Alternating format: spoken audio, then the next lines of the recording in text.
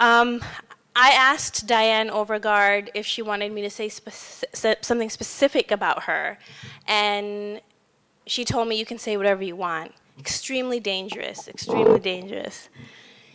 Diane has been a pleasure for me to know. I will say this, that for me personally, anybody that I work with or come across with or am in a partnership with, I believe you should always have personal relationships with them. That's the foundation of everything.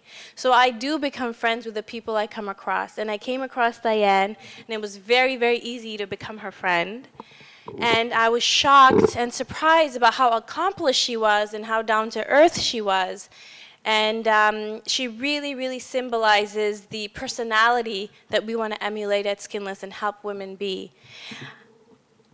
In a nutshell, and I'm going to let you read her bio, but she is a life coach.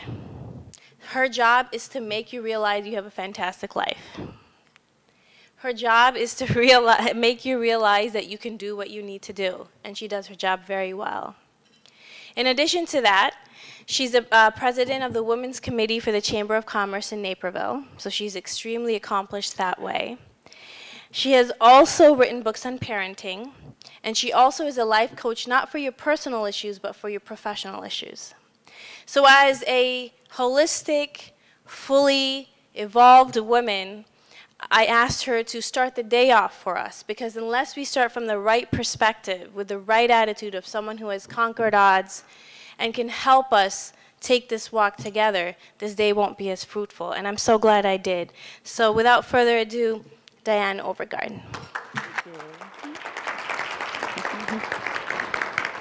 Thank you very much, Maria.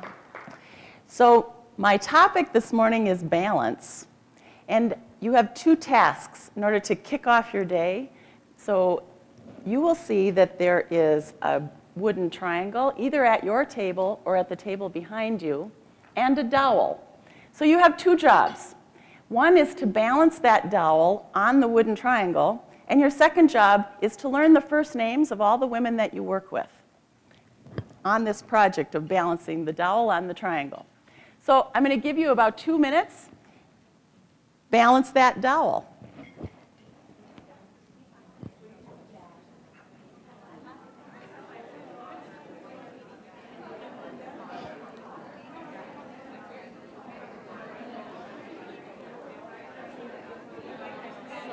Excellent activity. I love stuff like this. We used to do it all the time at McDonald's. It changes the whole dynamic if people know each other. Absolutely. And I think what a great way for them to get to know each other. Because I've seen it done different ways. Yeah, but I thank love you. What you're Thank you.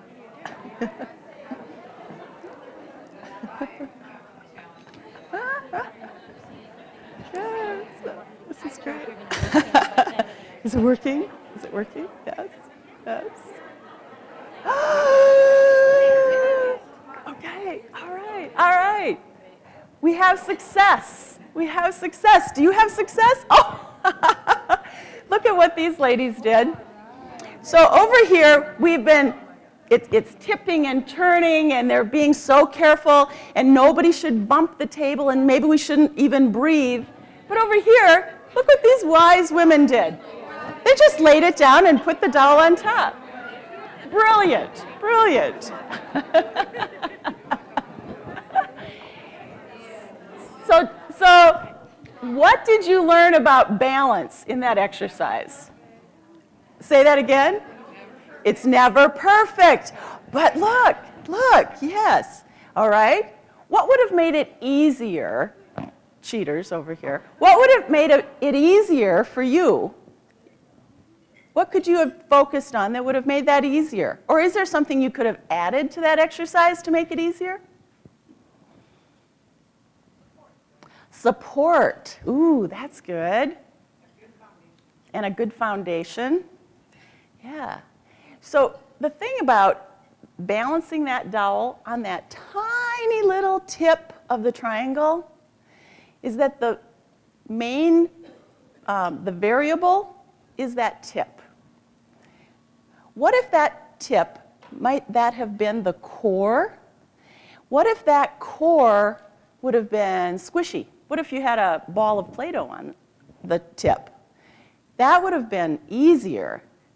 I did this exercise for a women's retreat for the YMCA, and it was a Friday night get acquainted exercise. So we had an hour to do this. And then I gave everybody some additional materials. And what people found was, I said you need to balance the dowel and all of these additional materials. And they were things like paper clips and pennies and rubber bands and duct tape and Play-Doh and raisins and everything needed to be balanced. And some of the people were struggling to try to put, if you had 1 penny on this side, then you have to put 1 penny on that side. And we live so gingerly. It's a delicate balance. But what the women found was if they just put all of that junk on the core and wrapped it up with duct tape, well, then the dowel balanced with no trouble at all. That's what I want to talk to you about today. If our life is like the dowel, and we're balancing work and family and finances, all of those things, and we're trying to keep everything in alignment, and we are living like we're walking on eggshells, it's so much more effective if we focus on the core. Don't worry so much about the details. Worry more about my core. You all have a packet in front of you like this. These are our working tools for the day. And if you open it up, the first thing you will find is a balloon. We're not going to play with that yet. But there's a business card, and on the back of my business card, it says, balance in life begins at your core. And core stands for clarity, openness, resilience, and energy. Those are the things we're going to work on in this next 30 minutes. So when you have a strong core, you can balance gracefully. Your life works naturally. And when I originally started doing research on balance, I thought, how do you keep everything like this? Well, it's impossible. So if we don't worry so much about staying rigid, and we know that life has ups and downs, and life has imbalance, and we just learn to rock with it. That's the goal. So the very first thing in learning about core is C, and that's clarity. In your little packet, you'll find a note card, and it has some fun-colored little Post-it notes on one side, but on the back side, it's completely white. I'd like you to, again, talk with the same people that you built your fulcrum and balance about, and start to write down on that card everything you do in a normal day. And talk with each other because you'll get new ideas and you'll be reminded. Write down everything you do in a normal day.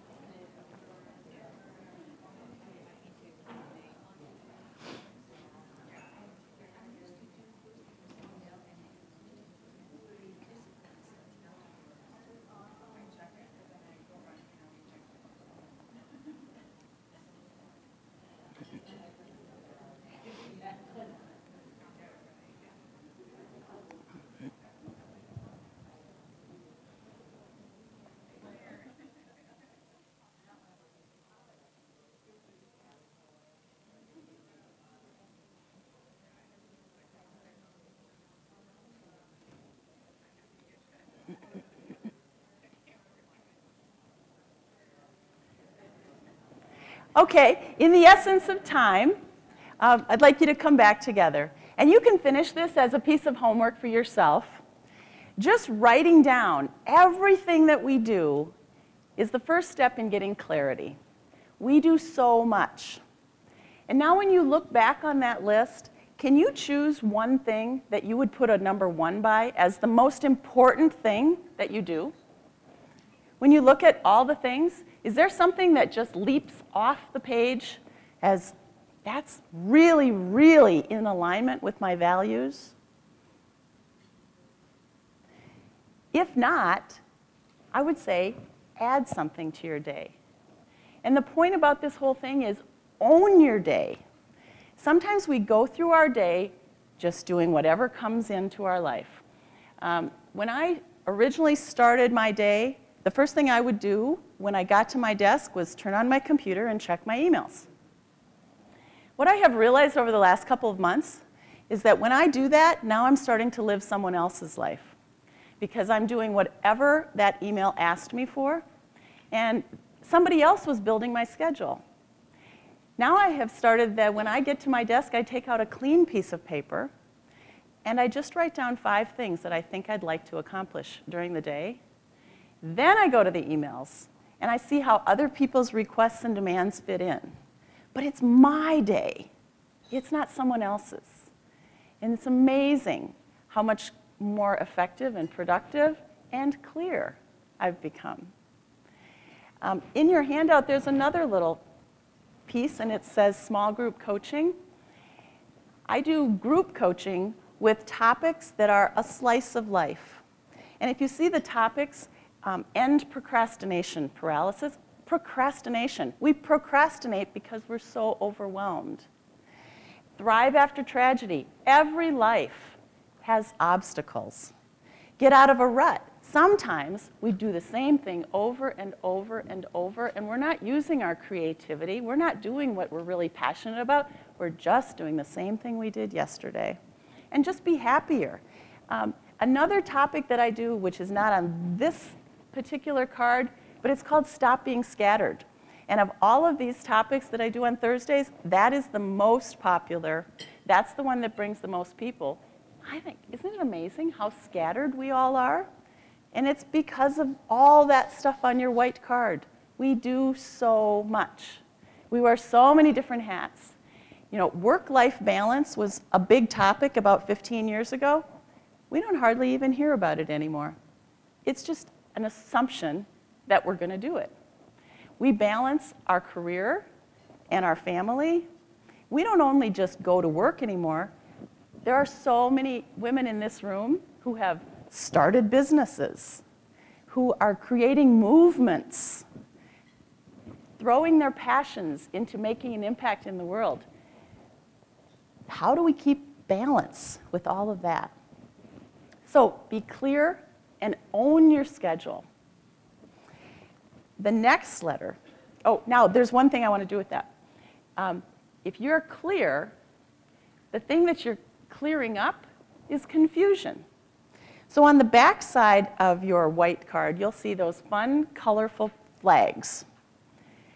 I want you to, on the top flag, I want you to write a one-word description that just means something to you about something you're confused about in your life right now.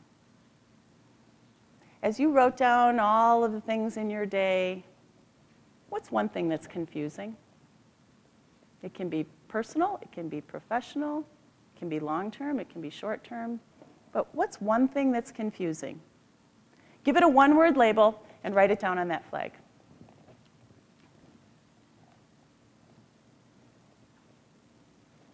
Okay, so we are building our core so that we can balance. We have C, and that's to have clarity in our life. O stands for openness. Clarity is taking all of the confusion and the overwhelm and bringing it down smaller. Openness is doing exactly the opposite. Openness is taking our small little life, because we have parts of our life that are narrow. Sometimes our opinions, sometimes our ideas of how things should turn out. Sometimes we're stuck on an outcome. And openness means recognize that and make it bigger. Let's think about what is it that you would like to make bigger in your mindset. One thing is that it's very normal for all of us to have an opinion and then we think we're right.